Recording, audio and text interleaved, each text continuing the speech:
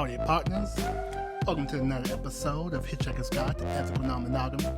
I'm your host, Hito, also known as Ike in various other circles. And I want to welcome you back after a several-month hiatus.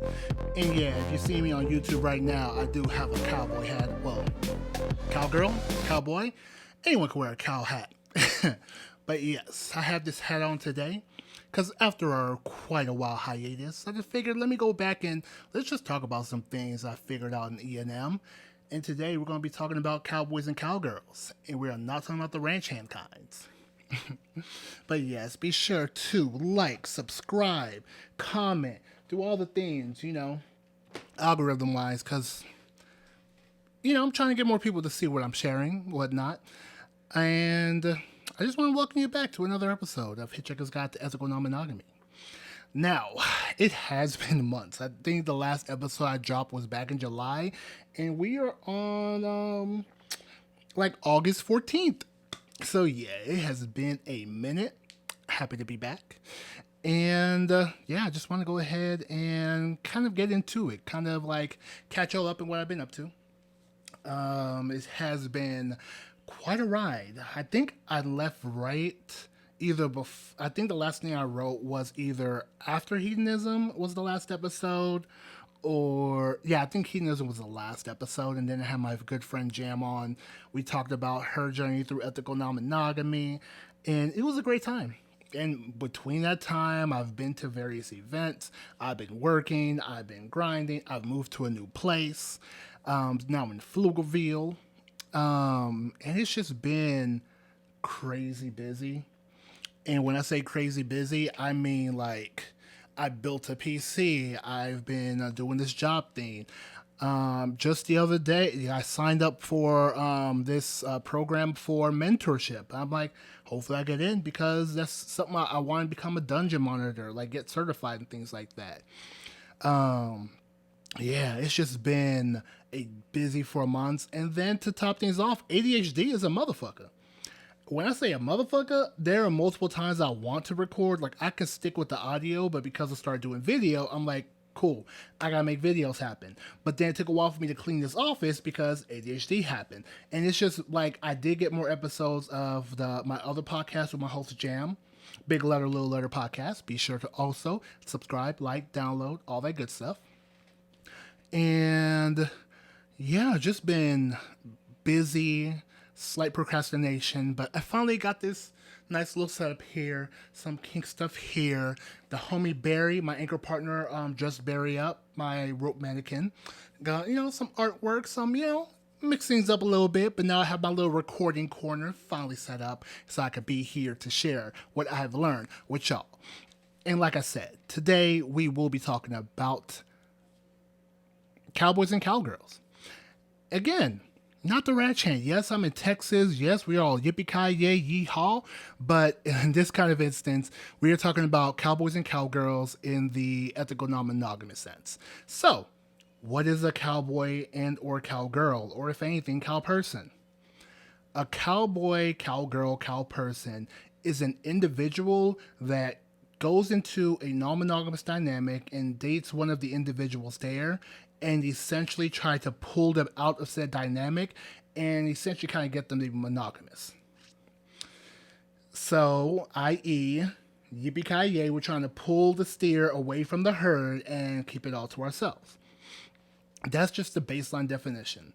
Now, from the stories I've heard, from what I've read, from people I've talked to, there are a variety of these cowfolk. Now, all of them are not malicious. So it's not someone that goes in with the intention, you know what I want? I want to go ahead and hop in and I want to pull this person away from whatever they may have and keep them all to myself. Everyone is not that malicious. Yes, there will be some narcissistic individuals that pop in and try and pull such a thing off because they feel like, hey, I'm everything a person needs. Of course, I can pull them from this thing that they've developed. But then you have some people that generally go and try to be non-monogamous. They go out and they try it. And then when they see someone amazing, there's some monogamous tendencies that kick in. You want to be possessive of the person. You want that person to only be focused on you. And in turn, you kind of you essentially not purposely try to be, hey, it's either them or me, but at some point your emotions get to that point where you're letting them know, like, hey, this is killing me inside. I just want you. I would prefer that you want me. How can I make this happen? Or what can I do to be enough? Or they're out here trying to make some kind of logical thing happen where it's, hey, be monogamous with me now. As you can see, I am a great lover, friend, person, etc. So again, some people go in maliciously thinking, hey, I can go ahead and break them from their dynamic and make them my own because of possessiveness, because of heteronormative ideology when it comes to relationships. Or they can just be not intentionally trying to do so. They will go out, they will date, they're like, oh, it's just non-monogamous. Oh, let's see if I can be that. And then they kind of realize, no, it's not for me. Non-monogamy is not for me, so how about you make it not for you? Which I'm not gonna tell anyone to say don't be selfish. I have no problem with being selfish. My only issue with selfishness is when it's detrimental to others. And in that case, that's detrimental. Like, you should not jump into a party that you are not ready to like dance to. That's really how I see it. Now, in terms of these cowgirls, cowpersons, you kind of have to be aware of who you're dealing with. Why is that the case? Because, again, intention, you might actually truly believe and feel connected with a person. And I'm speaking as the non-monogamous person because I've dealt with a cowgirl myself. It was my first initial, like, hey, I'm non-monogamous, let me go out and date as a non-monogamous person.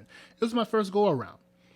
And I would say one thing that a monogamous person should do, you have to you have to date, vet. You have to really discover what this person's about before you commit significant energy to that person. Because you might discover, oh wow, we are really good together. Oh wow, these are fun things together.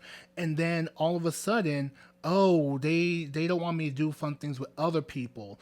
Or, oh, damn, they all of a sudden need me at the house because they are sick on the same night that I have a date. Damn, man, maybe I should go check on them. Like, you gotta watch out for these tendencies that they may have where they try to monopolize your time from your other partners in a way to essentially isolate you. It's kind of the same things in terms of toxic relationships where you'll have a partner that are purposely doing things to isolate you from your friendships. Yes, I said abusive partners because that is abusive when you try to monopolize an individual's being and try to make their life all about you. It's toxic. It's abusive. And that's typically what some cow folk end up going towards, where they start making things up. They start trying to veto your time with others. They try to monopolize your time. They try to squeeze everything out where your other partners no longer want to deal with you, and thus you have no choice but to deal with them. So I'm in various group chats, and not to name anyone, but there was a situation where it was brought up how a living partner, this person was questioning, like, hey, I want to go ahead and try non-monogamy. But then when shit hit the fan, he's all of a sudden, oh, I'm not comfortable with this. And they're living together now. Like, you splitting bills. Like, it's very hard to break up with someone when you're actually like sharing a life. And that's kind of, again, it's whether intentional or not, it's typical MO where they just simply want to pull you away from whatever dynamic you have so you can only be with them. My personal experience, again, first dating, non-monogamously. Now, where did I fuck up? I waited until the third date to let her know that I'm non-monogamous. Why is that a fuck up? Because I didn't give her the chance to say no immediately. Because I'm not gonna say I'm a perfect person, but I'm dope as fuck. So I can understand why someone might be intrigued by me. Because it's not like I'm out here abusive, toxic. Like, hey, I look good. Now, am I fine? To someone I am. And also, some other factors be helping your boy out. But because I would tell that information and to the point where she saw potential in me for a future thing, That's why I take fault. That's where I fucked up. I should have said it off the rip. I shouldn't have not waited to the third date, because in my head I thought, let me see if I actually like this person. Oh, I do like this person. Well, let me go ahead and let them know how I operate. I did. She didn't understand it. She was willing to try it. She even asked me, like, hey, all right, can you hold off on dating others for like a month or two? I want to build something solid before X, Y, and Z. You know what? Cool. I had no problem with that. And so I hold true to the word. Several months in, because we were building something, so like we're going out, we're having a good time, we are like making plans together, things of that effect. And like several months pass, like 3-4 months pass. I'm like, oh, I got invited to this play party. And I let her know about it. I let her know who's involved, let her know who all gonna be there. And then she's like, oh, okay. And then right when I pull up to the event, she's calling me, crying like, oh no, I can't do this. No, I don't want you to go. And yeah, it's unsettling, because you think you're playing playing it fair, like, okay, space, let's make sure we're actually a thing, we actually discover we're a thing. Hey, I want to go to this event, you're free to come with me. Oh, it's not your thing, cool, well, I can go a couple hours, be back. And then all of a sudden, cold feet at the last minute. And I'm like, you know what? I can understand. She's never been with someone non-monogamous. This was my first time dating someone non-monogamous. And I'm like, yeah, you know what? Fuck it. I won't do anything. Like, let me respect her. Time goes along, another month or so, and I'm like, all right, I do want to go to this event. Like, a friend's throwing it. It's like a kink thing. I do want to go. I'm like, oh, yeah, sure. Because, yeah, we said this. Get to the date. Oh no, oh, I can't do this. I'm not liking, I just feel uncomfortable. And so that was the second time. And then that's when I began to realize, like, yeah, there is not going to be a time where I'll be able to go to an event because she won't be comfortable. Now, I did end the relationship.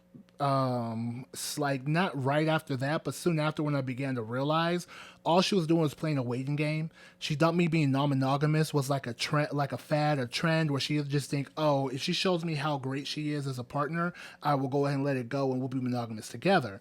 And I told her, like, no, that's not how it works. Like, I am non-monogamous, and that's how I'm going to operate. It's not that you're not enough, it's that there's a different experience that I want to have when it comes to relationship dynamics.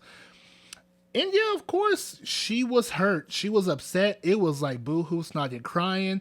But what made me hold firm was that I'd rather let her go now than force being together and one of us end up either regretting or getting frustrated with one another. Because either she will get frustrated because I'm going to be non-monogamous, or I will be frustrated because I'm being forced to be monogamous. I don't believe a dynamic should be in a position where one person is building resentment to their partner.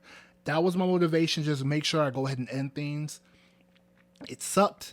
It wasn't fun, but it got done.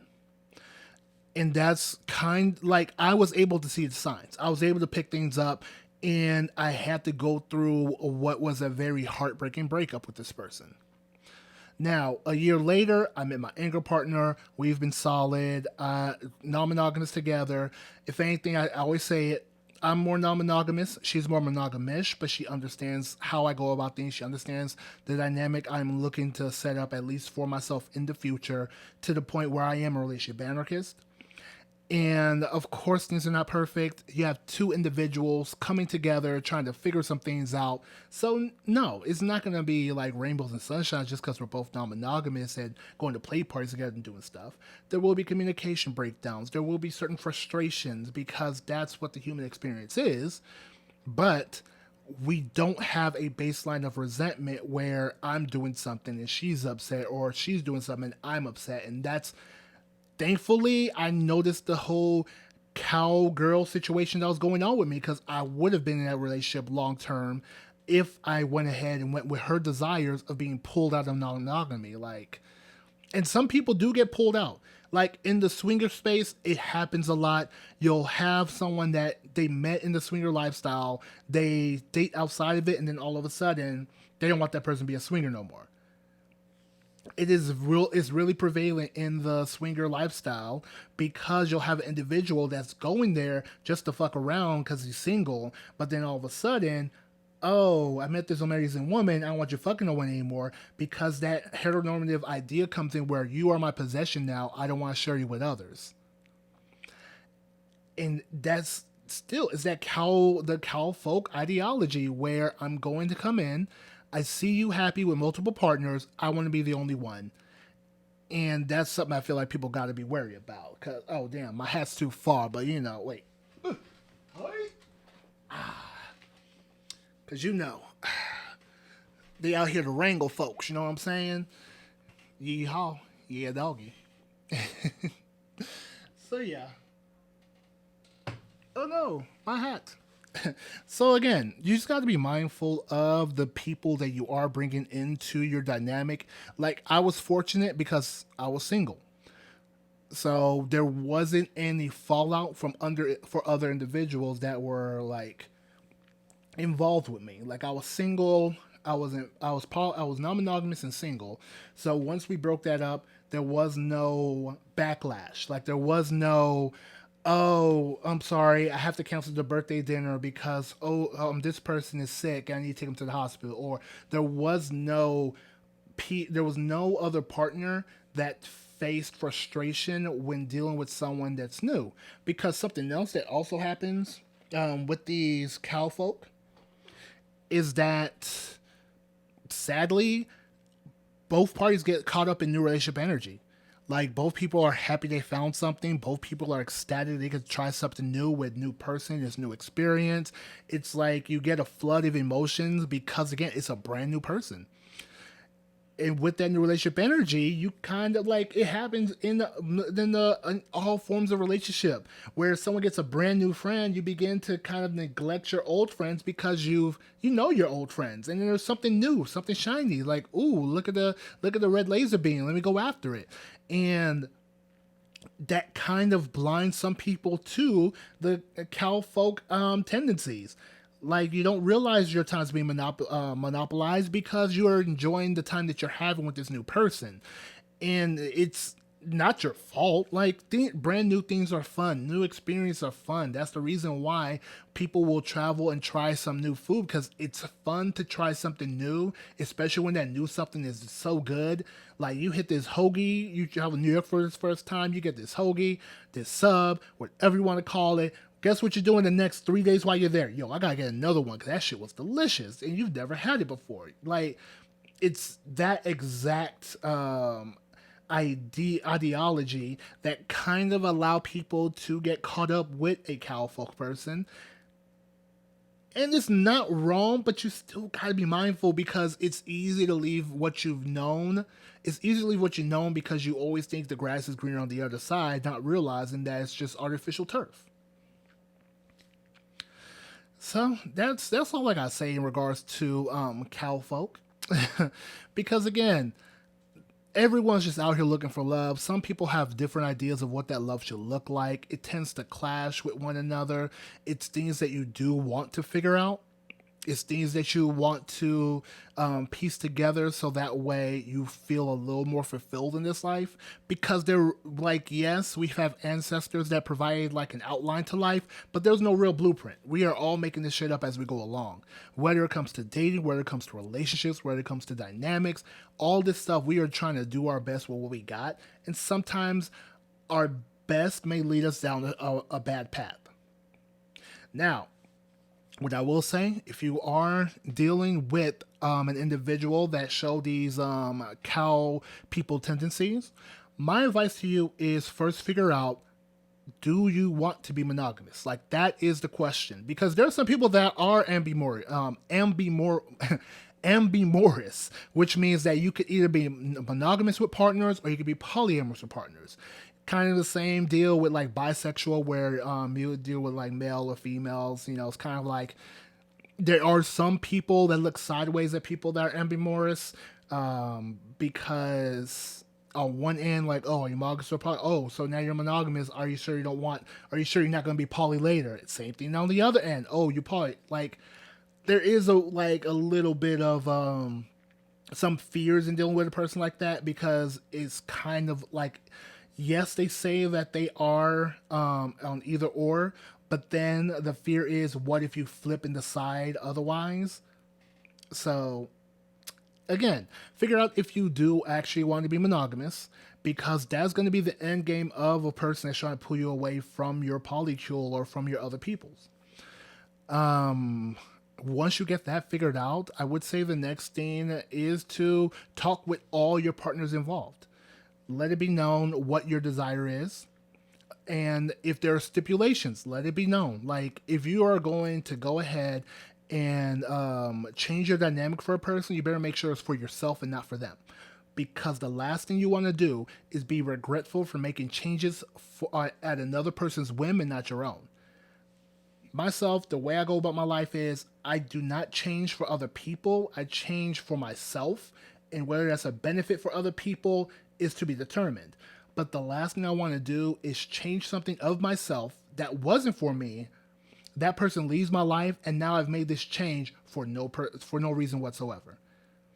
Like, yes, a person on the outside can make a suggestion to me, but I have to make sure that suggestion is something that I want to do for myself. Because again, there are some people with great ideas for self-improvement, so I'm not going to say, oh, this person told me a thing, I'm not going to do it because you told me. No, I'm going to generally believe that it's for myself. So if you are dealing with these people, any person that wants you to be monogamous, and you yourself is actually thinking, you know what, I actually do want to be monogamous, perfect, you will be fine. But I would say on the last end, if you are dealing with someone who does appear to be a cowboy, cowgirl, cowperson, it's best to break things off immediately. Like, if you are not trying to be monogamous, if you're not trying to shut down your other connections, you need to go ahead and end things. Now, it's not 100%, but there are individuals who are monopoly. What does that mean? One partner is monogamous that only deals with their one partner. The other partner is non-monogamous that has polycules, other play partners, other friends with benefits, etc. That is an option. Now, with that, you do have to make sure some boundaries are established. You can't have veto power. That's not something that you can give to the partner that decides to be monogamous. That is not fair to your other partners or yourself. You have to set and establish your boundaries. This person cannot be invading your privacy against your will. That's not to say you don't communicate and be forthcoming with your partner. Like, hey, get tested regularly, especially if you're dealing with multiple partners, especially multiple new partners. Like, don't put your partner at risk just because they're monogamous. Like, be respectful to their health and to their time and their well-being. You would also want to go ahead and, outside of talking with both parties, your partner and other partners, outside of setting your boundaries, you kind of want to make sure that you actually do like each other. Like, look, times are hard. In this economy, I understand some people that are together in convenience and not out of like or love, but just make sure you actually like each other and you're just not caught up in the new relationship energy, because it's easy to get swept up in that wave of emotion and pleasure and all the good time. Like, don't let good sex trick you. I'm just saying, like, no offense to your current partners, maybe they don't have the same trick as an individual, but don't let good sex pull you out of something that is like 80% good for some 20% dick. Like, come on. I'm just saying, like, but hey, your life, live it. All right, but no, I would say I will go ahead and wrap things up there. If you have questions, you want to be a guest, you want to just rap about stuff, then be sure to hit me up. Hitchhiker's Guide to ENM@gmail.com. I do have a Twitter, Hitchhiking to ENM. Just one H in between there. As well as an Instagram, Hitchhiker's Guide to ENM. Trying to get more consistent with the post. And soon I will be announcing a Patreon, so I might as well go ahead and link that here. So that way I can, do a little bit more with editing, do a little bit more to progress the channel, to progress the podcast. Like, yes, the Patreon will be focused on both the BDSM kink podcast as well as this ENM podcast. How they go together, I don't know. It's just the journey of my life, and that's just how I'm going to tell it. So also be sure, Big Letter, Little Letter podcast with me and Jam, available wherever you're streaming this right now. And yeah, be sure to support. We're out here just trying to share some information, share some good times, and try to grow with, just grow in general. Now, all right, travelers. Oh, where's my hat again? Yeah, you can see the colorful hat on YouTube. So y'all be good now, you heard? Look both ways before you cross these kiki streets, and I will get with y'all next time. Bye.